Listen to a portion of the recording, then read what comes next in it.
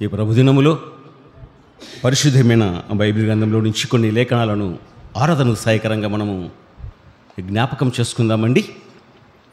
దైవ గ్రంథమైన బైబిల్లో నుంచి కొన్ని లేఖనాలను చదువుకుందామండి ఆరాధనకు సహాయకరంగా. భక్తుడు పౌలు రోమీలకు రాసిన పత్రిక పేజీ నెంబర్ అండి 136, పేజీ నెంబర్ 136, అధ్యాయము 4 వచనమండి, 25వ వచనమండి. 4వ అధ్యాయము 25వ వచనాన్ని ఆరాధనకు సహాయకరంగా మనము చదువుకుందామండి. పేజీ నెంబర్ 136, 4వ అధ్యాయము 25వ వచనము. ఆయన మన అపరాధముల నిమిత్తము అప్పగింపబడి మనము నీతిమంతులముగా తీర్చబడుటకై లేపబడెను. ఆయన గౌరవపదం. మరి గౌరవించుకున్నప్పుడు వాడు వీడు ఎవడు ఇలా మన నోటి నుంచి వచ్చే మాట. గౌరవించే వారిని గౌరవిస్తాం. మీరు, దేవుని ఎప్పుడు నీవు అని ఏకవచనంతో మనం ఎప్పుడు సంబోధించవద్దు. మీరు ఆయన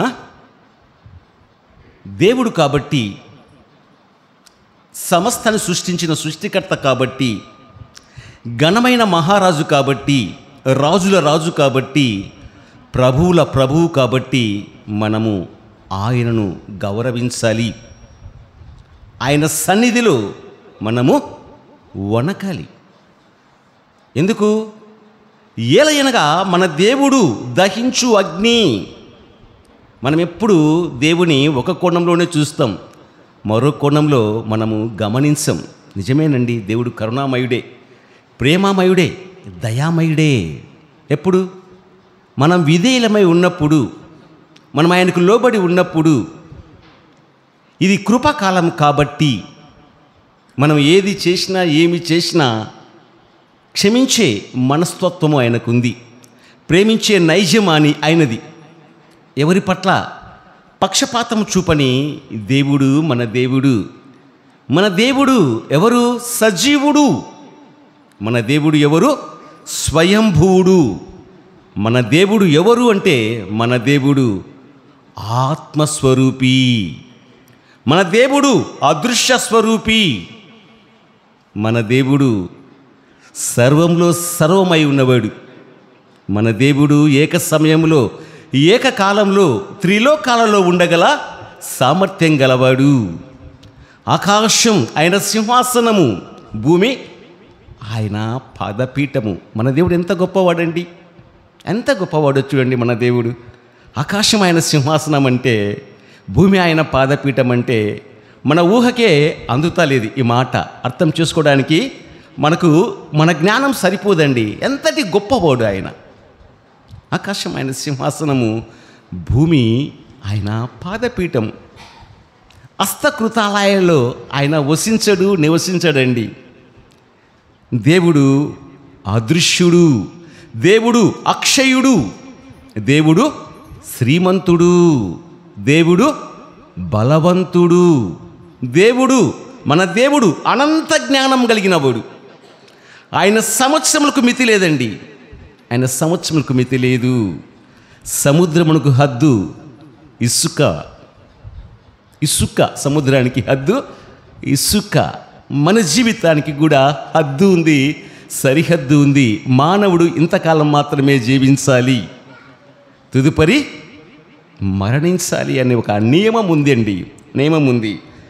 ఎందుకు ఆ నియమం అనడానికి కారణం కానీ ఒకటి ఇట్లుండగా ఒక మనుషుని ద్వారా పాపము అని రోమపత్రికలో మనం గమనించగలం. 5వ అధ్యాయం 12వ వచనంలో, మరి ఇట్లుండగా ఒక మనుషుని ద్వారా పాపం ద్వారా మరణమును లోకంలో ఎలాగూ ప్రవేశించెను, అలాగనే మనుషులందరూ పాపం చేసినందున మరణము అందరికీ సంప్రాప్తమాయేను.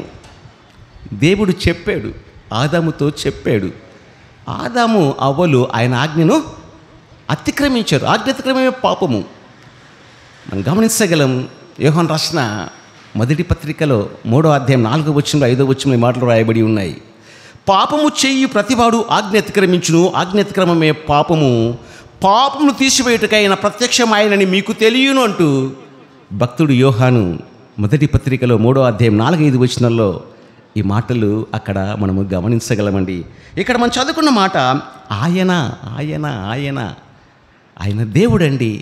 భక్తుడు పౌలు దేవుని చక్కగా తనకున్న జ్ఞానాన్ని బట్టి పరిశుద్ధాత్మ ప్రేరేపణ చేత దేవుని మూలంగా పలికి వ్రాయబడ్డ మాటలు ఆయన అన్ని చోట్ల కూడా హెచ్చిస్తే రాశాడు. తాను ఏమై ఉన్నాడో చెప్పుకుంటాడు, దేవుడు ఏమై ఉన్నాడో చెబుతాడు.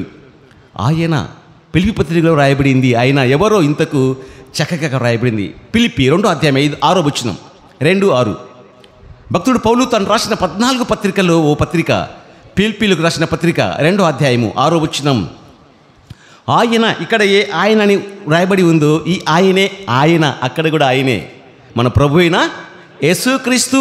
ఆయన మన ప్రభు అయిన యేసుక్రీస్తు దేవుని స్వరూపం కలిగిన వాడై ఉండి దేవునితో సమానంగా ఉండుట విడిచిపెట్టకూడని భాగ్యమని ఎంచుకొనక మనుషుల పోలికగా పుట్టి దాసుని స్వరూపం ధరించుకొని తన్ను తాను తగ్గించుకొనెను. ఆయన ఆకారమందు మనుష్యుడిగా కనబడి అనగా మరణం పొందినంతగా, శిలువ మరణం పొందినంతగా తన్ను తాను తగ్గించుకున్నాడు. దేవుడండి దూతల చేత, దూతలు మహాదూతల చేత పరిశుద్ధుడు పరిశుద్ధుడు పరిశుద్ధుడు అంటూ నిత్యము నీరాజనాలు అందుకుంటున్న ఆ ఘనమైన దేవుడు, ఆ ఘనమైన మహారాజు అయిన మన ప్రభువు మనల్ని ప్రేమించాడండి. మనల్ని ప్రేమించాడు. ఈ లోకంలో ఎవ్వరూ దేవునిలా ప్రేమించేవారు లేరు. నిజంగా మన తండ్రిన దేవునిలా ప్రేమించేవారు లేరు. ఆయన తనయుడై ఉన్న యేసుక్రీస్తు ప్రభువులా ప్రేమించేవారు ఈ లోకంలో మనకు ఎవ్వరు లేరండి. దేవుడు ప్రేమించాడు. తన ప్రేమను తన కుమారుని పంపి వెల్లడిపరుచుకున్నాడు. క్రీస్తు యేసుక్రీస్తు ప్రభువు కూడా మనల్ని ప్రేమించాడు. తండ్రి పంపిస్తే మొట్టమొదటి అపోస్తులుడు ఆయనే ఈ లోకానికి వచ్చాడు. ఈ లోకంలో విలాసవంతమైన జీవితం జీవించడానికి కాదు, ఆయన ఏదో తానేదో గొప్పవాడని చెప్పుకునేకైతే కాదు, కానీ మనల్ని ప్రేమించి మన కొరకు మధ్యవర్తిగా వచ్చాడు, జామీన్కర్తగా వచ్చాడు, పూట కాపుగా వచ్చాడు. మనము శారీరకంగా మానసికంగా మన అపరాధముల చేతను పాపముల చేతను చచ్చిన వారము. భక్తుడు పౌలు రాస్తుడు తను రాసిన 14 పత్రికలో పత్రిక మన స్థితి, దేవుని యొక్క స్థితి, ఆయన యొక్క ఉన్నతమైన స్థితి ఏ రీతిగా తగ్గించుకున్నాడో అక్కడ గమనిస్తున్నామండి. నిజంగా మనమందరం కూడా ఆత్మీయంగా చచ్చిన వారమే. భౌతికంగా బ్రతికున్నామన్న మాటే, కానీ ఆత్మీయంగా ఒకనాడు నీవు నేను మనము ప్రభుని ఎరగక మునుపు చచ్చిన వారమే, ఉనికి కోల్పోయిన వారమే. మన బ్రతుకులు అంధకారమైన బ్రతుకులు, మన బ్రతుకులు చీకటి బ్రతుకులు, మన బ్రతుకులు విలువలేని బ్రతుకులు, ఎందుకు కొరగాని వారము, అందరికీ కీడు చేసేవారమే. మంచి అన్నది మనలో ఎంచడానికే లేదు, మంచి మనలో మచ్చుకు కూడా కనబడదు. అదండి మన స్థితి, మన పరిస్థితి. ఇట్టి స్థితిలో, ఇట్టి పరిస్థితిలో ఉన్న మనల్ని లోకం ప్రేమించలేదు. మన ప్రభు అయిన యేసుక్రీస్తు తండ్రి అయిన దేవుడు ప్రేమించాడు. తనయుడై ఉన్న యేసుక్రీస్తు ప్రభు ప్రేమించాడు. తండ్రి ప్రేమించి తనయుడిని పంపించగా తనయుడు ఈ లోకానికి ఎలా వచ్చాడో చూస్తూ ఉన్నాం. దీనుడిగా, రిక్తుడిగా, ఏమీ లేనివాడుగా పుట్టినప్పుడు యేసుక్రీస్తు ప్రభువుకు సత్రంలో స్థలము లేదు. ఈ భూమి నాది అన్న ఆయనకు హక్కుదారుడు ఆయన. ఈ భూమికి అంతటికి కూడా హక్కుదారుడు, యజమానుడు ఆయన. ఆయన ఈ లోకానికి వచ్చినప్పుడు సత్రంలో స్థలము లేదండి పుట్టినప్పుడు. చూడండి, అంతేకాదండి, యేసుక్రీస్తు ప్రభు ఆయన బలవంతుడైన దేవుడు, యేసుక్రీస్తు ప్రభు నీతివంతుడైన దేవుడు, యేసుక్రీస్తు ప్రభు పరిశుద్ధుడైన దేవుడు, పాపము లేనివాడు, చీకటి లేనివాడు, కపటము లేనివాడు, పక్షపాతము లేనివాడు, పరిశుద్ధుడైన ఆ దేవుడు ఈ లోకానికి నీవలే నావలే మనవలే రక్త మాంసాల్లో పాలివాడుగా మారిపోయాడు. నీవలే నావలే మనవలే పాప శరీరాకారాన్ని ధరించుకున్నాడు ఆయన. నిజంగా మన శరీర ఆకారాన్ని ధరించుకున్నాడు. నిజంగా ఆయన సామాన్య మానవుడిగా ఈ లోకంలో జీవించాడు. తాను తగ్గించుకున్నాడు. ఆయన ఈ లోకానికి రావడంలో ఉన్న ఉద్దేశము ధర్మశాస్త్ర గ్రంథాన్ని నేను నెరవేర్చడానికి వచ్చాను కానీ కొట్టివేయడానికి రాలేదంటాడు. మనం గమనించగలం 4 సువార్తల్లో. మరొక మాట అంటాడు శిష్యులతో, నేను పరిచారం చేయించుకుంటకు రాలేదు, కానీ పరిచర్య చేయుటకును అనేకులకు ప్రతిగా విమోచన క్రయధనంగా నా రుధిరాన్ని చిందించడానికి, నా ప్రాణాన్ని దేవునికి బలిగా అర్పణంగా అర్పించుకోవడానికి, అప్పగించుకోవడానికి నేను ఈ లోకానికి వచ్చాను అంటాడు. ఎక్కడ ఈ లోకంలో వచ్చిన తర్వాత ప్రభు నిజంగా అందరినీ ప్రేమించాడు, దయగల మాటలు మాట్లాడాడు. ఇశ్రాయేలు ప్రజలను చూసి కాపరి లేని గొర్రెల వలె ఉన్నారని వారి పట్ల కనికరపడ్డాడు.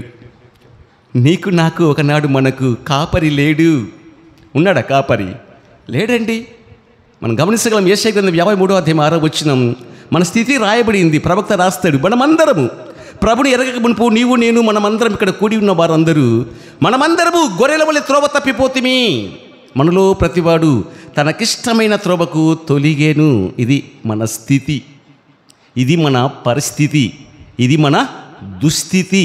ఇలాంటి స్థితిలో ఉన్న మనల్ని, నిజంగా ఇట్టి స్థితిలో ఉన్న మనల్ని మంచి కాపరిగా, ప్రధాన కాపరిగా, ఆత్మల కాపరిగా, మంద కాపరిగా యేసు ప్రభు ఈ లోకానికి వచ్చాడండి. ఇశ్రాయేలు కాపరి, అన్ని జనాంగం కాపరి, సమస్త జనాలకు, అన్ని వంశాల వారికి కాపరి మన ప్రభు అయిన యేసుక్రీస్తు. నేను గొర్రెలకు మంచి కాపరిని అంటాడు ఆయన. మంచి కాపరి మన ప్రభు. నిజంగా అండి, మంచి కాపరి. ఆయనలా ప్రేమించేవారు లేరు. ఆయనలా తప్పిపోయిన గొర్రెలమైన మనల్ని మందలా కూర్చడానికి మన మంద కాపరి మన కొరకు తన ప్రాణం పెట్టడానికి ఇష్టపడ్డాడండి. నేరాలు మనవి, పాపాలు మనవి, అపరాధాలు మనవి, శిక్ష మనదై ఉంటుండగా మన స్థానం ఆయన తీసుకున్నాడు. మన స్థానం ఆయన తీసుకున్నాడు. మనలందరినీ కూడా పక్కకు నెట్టివేశాడు. మనం చదువుకున్న మాట అదే కదండి. ఆరాధన సాయకరంగా మొట్టమొదటి మనం చదువుకున్న మాట రోమాపత్రిక 4:25 ఆయన యేసుక్రీస్తు ప్రభు మన అపరాధముల నిమిత్తము అప్పగింపబడి, మన అపరాధముల కొరకు ఆయన అప్పగింపబడ్డాడు. పేతురు భక్తుడు అంటాడు ఆయన గురించి. పేతురు రాసిన మొదటి పత్రిక 2:21, 22, 23, 24 చదువుకుంటూ పోతే మనము, క్రీస్తు మీ కొరకు బాధపడి మీరు తన అడుగు జడల యందు నడుచుకున్నట్లు మీకు మాదిరి ఉంచిపోయిను. ఆయన పాపము చేయలేదు, ఆయన నోట ఏ కపటము కనబడలేదు, ఆయన దూషింపబడి బదులు దూషింపలేదు, ఆయన శ్రమ పెట్టబడి బెదిరింపక న్యాయంగా తీర్పు తీర్చు దేవునికి తన్ను తాను అప్పగించుకొనెను. ఇక్కడ మనం చూస్తున్నాం, ఆయన మన అపరాధముల నిమిత్తము అప్పగింపబడి తన్ను తాను ఆయన అప్పగించుకున్నాడు. స్వచ్ఛందంగా అప్పగించుకున్నాడు. యేసుక్రీస్తు ప్రభు 11 శిష్యులు ఉన్నారు. 12వ శిష్యుడైన యూదా ఇస్కరియోతు ప్రభును అప్పగింపడానికి 30 వెండి రూకలు తీసుకొని, వెండి నాణ్యాలు తీసుకొని మరి అప్పగించడానికి ప్రభు ఎక్కడున్నాడో ఆ ప్రాంతానికి తీసుకొని వచ్చాడు. సైనికులని కత్తులతోనూ గుద్దియలతోనూ ఆయన వద్దకు వచ్చారండి. అన్నాడు, చెలికాడా, నువ్వు చేయవలసిన పని ఏదో త్వరగా కానిమ్ము. యూదా ఇస్కరియోతు యేసుక్రీస్తు ప్రభు వద్దకు వచ్చి ముద్దు పెట్టుకొని ఆయన అప్పగించాడు. ప్రభు ఒక మాట అన్నాడు, ఆయన బంధించడానికి వచ్చిన వారితో, మీరు ఎవరిని వెతుకుతున్నారంటే నజరేయుడైన యేసుక్రీస్తును. ఆ నజరేయుడైన యేసుక్రీస్తును నేనే. వీరికేమీ తెలియదు. తన వద్ద ఉన్న 11 మంది శిష్యులకు వీరికేమీ తెలియదు. మీరు వెతుకుతున్న ఆ యేసుక్రీస్తును నేనే, ఆ నజరేయుడైన యేసును నేనే అన్నాడు. గొర్రెల కాపరిని కొట్టుదురు, గొర్రెలు చెదిరిపోను రాయబడింది. మన గొర్రెల కాపరిని పట్టబడ్డాడు, కొట్టబడ్డాడు, గుద్దబడ్డాడండి కలవరి శిలువలో. ఎవరి కొరకు? మన కొరకే. ఆ శిక్ష నీది, నాది, మనది తన మీద వేసుకున్నాడు. మన పాప భారమంతా కూడా యేసుక్రీస్తు ప్రభు తన భుజస్కంధాలపైన మోసుకున్నాడండి. ఆయనలా ప్రేమించేవారు లేరండి. మనం గమనించగలం. ఇర్మియా గ్రంథంలో 31:3 శాశ్వతమైన ప్రేమ చేత నేను నిన్ను ప్రేమించుచున్నాను గనుక విడువక నీ ఎడల కృప చూపుచూ ఉన్నాడు. ఆయన శాశ్వతుడు. నిన్న ఉన్నాడు, నేడు ఉంటాడు, రేపు ఉంటాడు, ఎల్లుండి ఉంటాడు. వర్తమాన భూత భవిష్యత్ కాలాలలో ఉండే దేవుడు ఆయన. ఆయన లేనివాడు కాడు. ఆయన ఉన్నవాడు, అనువాడు అని రాయబడింది. చూడండి ప్రేమైన వాళ్ళరా, మన దేవుడు సజీవుడు. ఆయన చూడండి, మనం గమనిస్తున్నాం. మనం మన అపరాధముల నిమిత్తం ఆయన మన కొరకు అప్పగింపబడ్డాడు. మనము నీతివంతులుగా తీర్చబడ్డకై ఆయన లేపబడెను. పేతురు పత్రికలో మనం గమనిస్తే మనం ఇంకా 23వ వచనంలో కాబోలు మనము మన పాపముల విషయమై చనిపోయి, నీవు నేను మనము మానవులమందరము మన పాపముల విషయమై మనము చనిపోయి నీతి విషయమై జీవించినట్లు యేసుక్రీస్తు ప్రభు తానే తన శరీరమందు మన పాపమును మాను మీద మోసుకొని రాయబడింది. మన పాపాలన్నీ కూడా కలవరి శిలువ అనే మాను మీద ఆయన తన భుజస్కంధాలపైన మోసుకున్నాడు. యేసయ్య గ్రంథం మనం గమనించగలమండి. అక్కడ రాయబడ్డ మాట 9వ అధ్యాయం 6వ వచనంలో, ఏలయనగా మనకు శిశువు పుట్టెను, మనకు కుమారుడు అనుగ్రహింపబడెను, ఆయన భుజం మీద రాజ్యభారముండును. అంతేకాదండి, మన పాప భారమంతా కూడా ఆయన భుజం మీద మోసుకున్నాడు. మన కొరకే యేసుక్రీస్తు ప్రభు నిలువెల్లా కొరడాలతో కొట్టబడ్డాడండి. యేసుక్రీస్తు ప్రభు ఆ కలవరి శిలువలో మన ఆత్మీయ దిగంబరత్వాన్ని కప్పడానికి అర్ధనగ్నంగా ప్రదర్శింపబడ్డాడు. ఆ కలవరి శిలువలో యేసుక్రీస్తు ప్రభు నీ కొరకై, నా కొరకై, మనందరి కొరకై దప్పిగొన్నాడు. అలసిపోయాడు, సొలసిపోయాడు. ఆయన సుందరుడు, సుకుమారుడు, ఆయన ధవలవర్ణుడు, రత్నవర్ణుడు, 10,000 మంది పురుషుల్లో గుర్తింపదగిన ఆయన ఆ కలవరి శిలువలో ఎవ్వరూ చూడనొల్లని వానిగా మారిపోయాడు. ఆయన సొగసును, స్వరూపాన్ని కోల్పోయాడు. యేసయ్య గ్రంథం 53వ అధ్యాయంలో ఆ మాటలన్నీ ప్రవక్త ముందే, ఇంకా యేసుక్రీస్తు ప్రభు ఈ లోకంలో జన్మించక మునిపే ప్రవచించాడు. ఆ ప్రవచనాలన్నీ తూచ తప్పకుండా ఆ కలవరి శిలువలో నెరవేర్చబడ్డాయి. సొగసును, స్వరూపాన్ని కోల్పోయాడండి. మనం అతన్ని చూసి అపేక్షించినట్లు అతని యందు స్వరూపమైనను సొగసైనను లేదు అంటాడు. అపేక్ష అంటే ఇష్టం అన్నమాట, ఉపేక్ష అంటే ఇష్టం లేకపోవడము. మనం అతన్ని చూసి అపేక్షించినట్లు అతని యందు స్వరూపము సొగసైనను లేదని వ్రాయబడింది. సొగసును, స్వరూపాన్ని కోల్పోయాడు, అందవికారంగా మారిపోయాడు, అర్ధనగ్నంగా మారిపోయాడు, ఎవరు చూడనొల్లని వానిగా మారిపోయాడు. ఏమని చెప్పగలమండి? ఎందుకంటే ఇంతటి ప్రేమ ఆయనకు, ఆ దయామయునికి, ఆ కరుణామయునికి మనమంటే ఎందుకండి అంత ప్రేమ? మనమైతే మనం ఆయన్ని ప్రేమించలేదండి. ఆ మాట చక్కగా భక్తుడు యోహాను తను రాసిన మొదటి పత్రికలో 4వ అధ్యాయము 10వ వచనంలో మనం గమనించగలం. మనము ఆయన ప్రేమించితమని కాదు, కానీ తానే మనల్ని ప్రేమించి మన పాపములకు ప్రాయశ్చిత్తమై ఉంటకై తన కుమారుని ఈ లోకానికి పంపాడు. ప్రాయశ్చిత్తమైపోయాడండి. వధింపబడిన గొర్రె పిల్ల, దహన బలిగా, సమాధాన బలిగా, అపరాధ పరిహారార్థ బలిగా ఆ కలవరి శిలువ నీ కొరకై, నా కొరకై, మన పాపముల కొరకై తన ప్రాణాన్ని పణంగా పెట్టాడు. మన పాపం కడగబడాలి అంటే, మన పాపానికి క్షమాపణ కలగాలి అంటే యేసుక్రీస్తు ప్రభు ఆ కలవరి శిలువలో తన ప్రాణానికి ఆధారమై ఉన్న రుధిరాన్ని దారాలుగా మన అందరి కొరకై, సకల మానవాళి కొరకై, లోకంలో ఉన్న ప్రతి వంశం కొరకై, ప్రతి జాతి కొరకై దారాలుగా కార్చాడు. ఆయన ప్రేమను మనము ధ్యానిస్తే, ఆయన ప్రేమను మనము తలపోసుకుంటే, ఆయన ప్రేమకు మనం ఏమి ఇవ్వలేమండి. మనకు జన్మనిచ్చిన అమ్మ మనల్ని తన కడుపులో 9 మాసాలు మోసి ఉంటుంది. కన్న తర్వాత మన భారాన్ని కొంతకాలం మోసి ఉంటుంది. కానీ మన ప్రభువైన యేసుక్రీస్తు, నీవు నేను మనము ముదిమి వచ్చు వరకు, మన తల వెంట్రుకలు నెరియు వరకు, లోకంలో ఉండేంత వరకు ఆయన మనల్ని తన చంకన పెట్టుకుంటూ ఉన్నాడు. ఎంతటి ప్రేమండి! తల్లిలా లాలించేవాడు, తండ్రిలా ప్రేమించేవాడు, నేనున్నా అంటూ భయపడుకుంటూ అభయం ఇచ్చేవాడు, మన కన్నీటిని తుడిచే దేవుడు, మన కష్టాన్ని చూసి నవ్వేవాడు కాదండి, సహాయం చేసే సహాయకుడు మన ప్రభు, నిజమైన స్నేహితుడు, విడువక ప్రేమించును, దుర్దశలో అట్టివాడు సహోదరుడిగా ఉండును. సామెతల గ్రంథం 17వ అధ్యాయం 17వ వచనంలో మాట రాయబడి ఉంది. చూడండి ప్రియమైన వాళ్ళరా, పేతురు రాసిన మొదటి పత్రిక 2వ అధ్యాయము 24వ వచనంలో యేసుక్రీస్తు ప్రభు ఆయన పొందిన దెబ్బల చేత, ఆయన పొందిన గాయముల చేత విశ్వసించిన మనకు ఆత్మీయమైన స్వస్థత, భౌతికమైన స్వస్థత లభించిందండి. నీ కొరకై, నా కొరకై యేసుక్రీస్తు ప్రభు నిలువెల్లా గాయపరచబడ్డాడు. ఈ లోకంలో ఎవరు నీతివంతుని కొరకు ఒకడు చనిపోవుట అరుదు, మంచివాడిని కొరకు ఎవడైనా ఒకవేళ తెగింపవచ్చునేమో. ఇక్కడ గమనించగలం, రోమపత్రికలో రాయబడిన మాటలన్నీ కూడా నిజంగా అండి. మనం ఇంకా పాపులమై ఉండగా, మనం ఇంకా భక్తిహీనులమై ఉండగా, ఇంకా మనం బలహీనులమై ఉండగా, క్రీస్తు యుక్తకాలమున భక్తిహీనుల కొరకు, పాపుల కొరకు, బలహీనుల కొరకు చనిపోయెను. ఆయన పాపము చేయలేదు, ఆయన ఏ నేరము చేయలేదు, ఆయన నోట కపటము లేదు, ఎవరికి ఏ అపకారము కూడా చేయనివాడు, అపకారులకు కూడా ఉపకారం చేసినవాడు, దూషించిన వారిని క్షమించిన దేవుడు, వారి కొరకై ప్రార్థన చేసిన దేవుడు, విజ్ఞాపన చేసిన దేవుడు, ప్రభువా మీరేమి చేస్తున్నారో వీరిని క్షమించమన్న దేవుడు.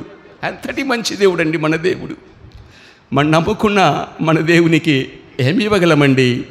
ఈ వెండి నాది, ఈ బంగారు నాది, 1000 కొండల మీద పశువులన్నీ నావే, ఈ భూమి నాది అంటాడు. మనము నివాసయోగ్యంగా ఉండడానికి ఇది భూమిని తయారు చేసాడు ప్రభు, మనకి ఇచ్చాడు అంతే. ఇది మన సొత్తు కాదు, ఆయన సొత్తు, మనమే ఆయన సొత్తు. ఏముందండి నీ కాడ నా కాడ?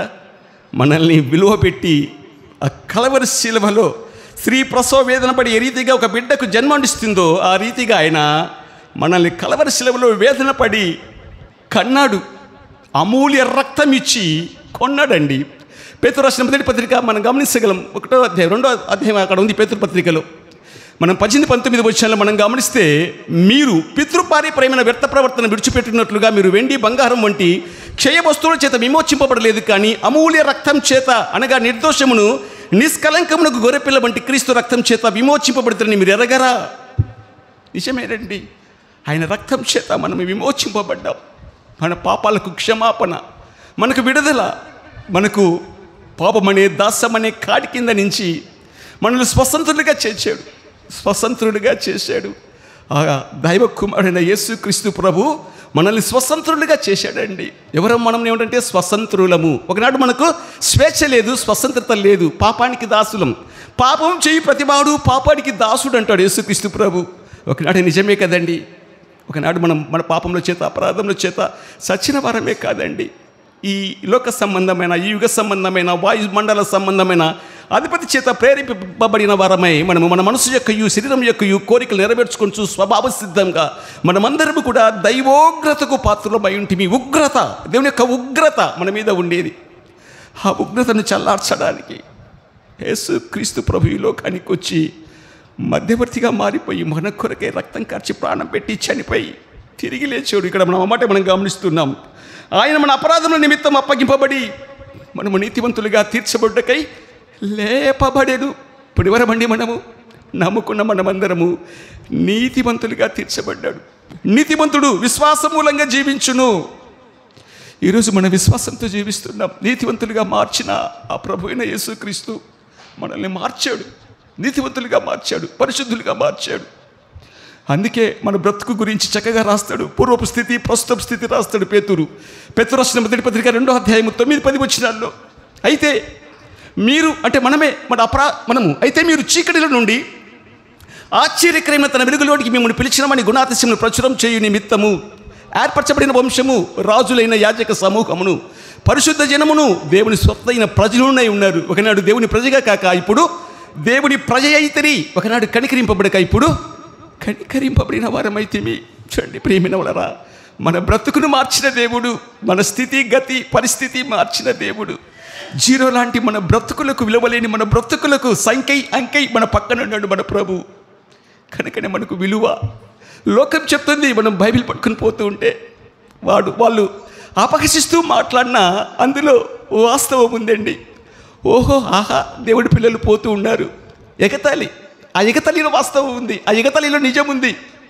ఎవరమండి? మనము రారాజు పిల్లలము, రాజులము రాణులమండి, పరలోక రాజ్యానికి వారసులము.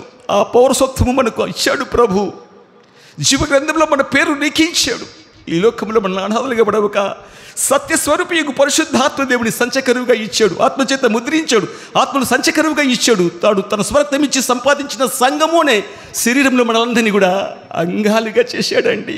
మనల్ని కాపాడుతున్న మన దేవుడు కొనుకడు, నిద్రపోడు. అమ్మ మడుస్తుందేమో, నాన్నమ్మ ఈడుస్తాడేమో, కానీ మన నీడ మనల్ని ఏ రీతిగా వెంబడిస్తుందో మన ప్రభు యొక్క ప్రేమ వెంబడిస్తూనే ఉంది. ఆ ప్రేమమయుడు మనకెప్పుడు తోడుగా ఉంటాడు. లోకంలో ఉన్నవాడి కంటే నీలో నాలో మనలో ఉన్నవాడు గొప్పవాడు. గొప్పవాడు. ఏమి ఇవ్వగలబండి నీవు నేను ఆయనకు? ఆగర్భ శ్రీమంతుడు. ఆయన కల్పవృక్షం అండి, జీవజలపు ఊట. ఆయన జీవజలపు ఊట. ఆయన జీవాధిపతి, సర్వాధిపతి, సమూహాధిపతి. ఆయనే మన ప్రభు అయిన శ్రమగధిపతి యెహోవా. క్రీస్తుకు పూర్వం తండ్రిలా, క్రీస్తు శకంలో తనయునిగా, కుమారుడిగా యేసుక్రీస్తు ప్రభుగా, మరి ఈ సంఘ యుగంలో, ఈ కృపాకాలంలో పరిశుద్ధాత్మదేవునిగా సందర్భాన్ని బట్టి, సమయాన్ని బట్టి 3 రకాలుగా పరిశుద్ధ గ్రంథంలో మన దేవుడిని గమనించగలం. క్రీస్తుకు పూర్వం తండ్రిలా, క్రీస్తు శకంలో యేసుక్రీస్తు ప్రభువుగా, ఈ సంఘ యుగంలో, ఈ కృపాకాలంలో పరిశుద్ధాత్మదేవునిగా తన్ను తాను పరిచయం చేసుకున్న దేవుడు. అదృశ్యుడై ఉన్నవాడు కాదు. విననేరకముడినట్లు ఆయన చెవులు మందం కాలేదు, కడనేరకముడినట్లు ఆయన గుడ్డివాడు కాదండి. చూస్తున్న దేవుడు. సహాయం చేయకూడనట్లు ఆయన చేతులు కురుచ కాలేదు. మన సహాయకుడు, గొప్పవాడు, మన హితుడు, సన్నిహితుడు, మంచి స్నేహితుడు, నిజమైన స్నేహితుడు, విడువక ప్రేమించును, దుర్దశలు అట్టివాడు మనకు సహోదరుడుగా ఉండును. నిజంగా మన సహోదరులు మనం గమనించగలం. కీర్తన 49వ కీర్తనలో చక్కగా రాయబడింది ఆ మాటలు జ్ఞాపకం చేసుకొని ఆరాధనలో ముందు సాగిపోద్దామండి. 49వ కీర్తన మనం గమనిస్తే 6, 7, 8 వచనాల్లో, ఎవడును ఏ విధం చేతనైనను తన సహోదరుని విమోచింపలేడు. వాడు కుళ్ళు చూడక నిత్యము బ్రతుకున్నట్లు వాడి నిమిత్తము ప్రాయశ్చిత్తం చేయగలవాడెవడునూ లేడు. వాడి ప్రాణ విమోచన బహు గొప్పది, అది ఎప్పటికీ తీరక అట్లుండవలసిందే. అట్టి స్థితి అండి. మన సహోదరుడు గుడ్డివాడిని ఈ త్రోవ చూపలేడు. పాపిని పరిశుద్ధునిగా చేయలేడు.